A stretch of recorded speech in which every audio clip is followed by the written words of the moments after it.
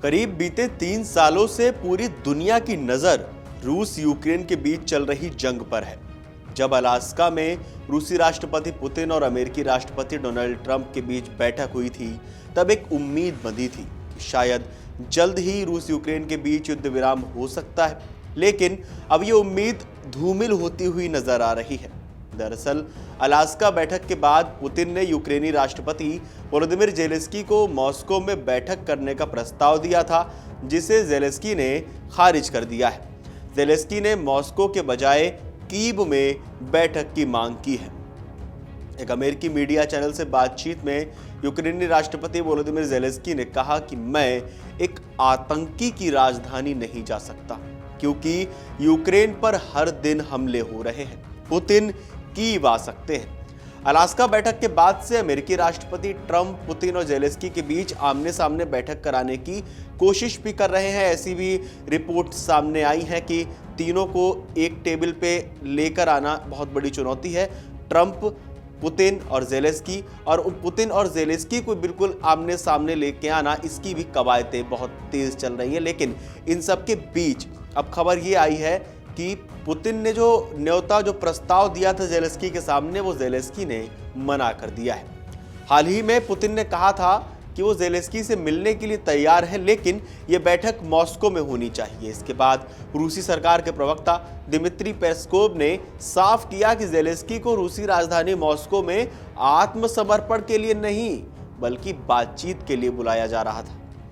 यूक्रेनी राष्ट्रपति ज़ेलेंस्की ने सोशल मीडिया पर साझा एक पोस्ट में लिखा कि रूस ने सितंबर के पहले 5 दिनों में यूक्रेन पर 1300 से ज़्यादा ड्रोन, लगभग 900 बम और अलग अलग तरह की करीब 50 मिसाइलें दागी हैं। उन्होंने कहा कि ये हमले देश के 14 क्षेत्रों में हुए हैं। यूक्रेनी नेता ने कहा कि रूस युद्ध को लंबा खींचने की कोशिश कर रहा है और कूटनीति को एक तमाशा बनाने की भी कोशिश हो रही है।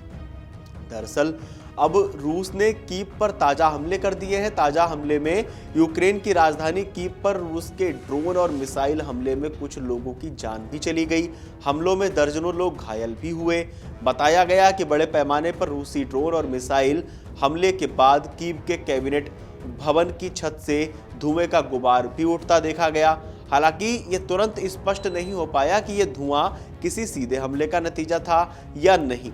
रूस अब तक शहर के केंद्र में सरकारी इमारतों को निशाना बनाने से बचता रहा है।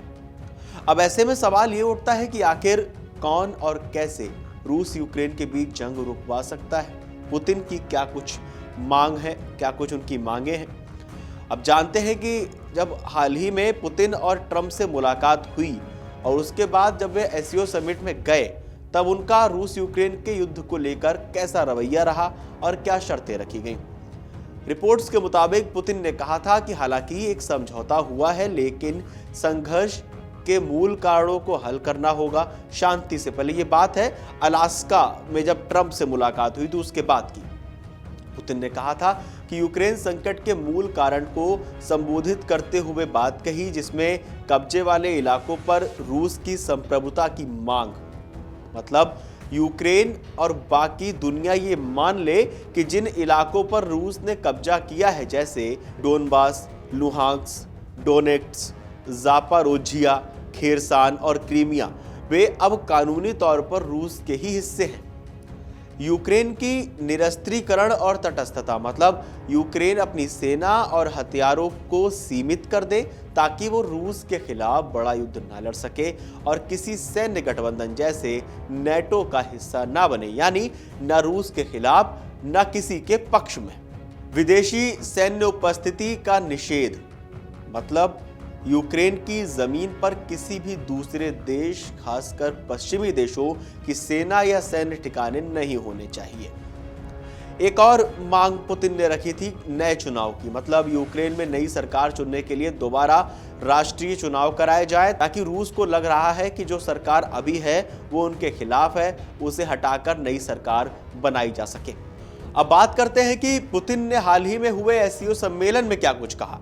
एससीओ सम्मेलन में पुतिन के जो मुख्य आरोप थे, वो इसमें पुतिन ने कहा था कि ये संकट रूस के यूक्रेन पर हमले के परिणाम स्वरूप नहीं बना हुआ है, बल्कि यूक्रेन में तख्ता पलट के कारण हुआ, जिसका समर्थन और उकसावा पश्चिमी देशों द्वारा किया गया था। संकट का दूसरा कारण है यूक्रेन को नेटो में घसीटने के पश्चिम के लगातार प्रयास। जैसा कि हमने बार बार जोर दिया कि ये रूस की सुरक्षा के लिए प्रत्यक्ष खतरा है, ऐसा पुतिन का कहना है। पुतिन ने आगे कहा कि इस संबंध में हम भारत, चीन जैसे और हमारे अन्य रणनीतिक भागीदारों के प्रयासों और प्रस्तावों की बहुत सराहना करते हैं, जिनका उद्देश्य यूक्रेनी संकट के समाधान की ओर है और वो रूस यूक्रेन के बीच शांति चाहते हैं। अब सवाल ये उठता है कि आप लोगों को क्या लगता है, क्या रूस और यूक्रेन के बीच युद्ध विराम हो सकता है, और हो सकता है तो किन शर्तों पे हो सकता है? क्योंकि पुतिन ज़ेलेंस्की को मॉस्को बुला रहे हैं और ज़ेलेंस्की पुतिन को कीव आने की दावत दे रहे हैं, कीव आने का न्योता दे रहे हैं और कह रहे हैं कि आप कीव में आके हमसे बात कीजिए, हमसे सीज़फायर की बात कीजिए, हमसे अपनी शर्तों की बात कीजिए। और पुतिन का कहना है कि ज़ेलेंस्की मॉस्को आके ये बात करें। कवायद कैसे खत्म हो सकती है, युद्ध कैसे रुक सकता है, हमें कमेंट करके ज़रूर बताएं। और देश और दुनिया की तमाम बड़ी खबरें जानने के लिए देखते रहिए अमर उजाला।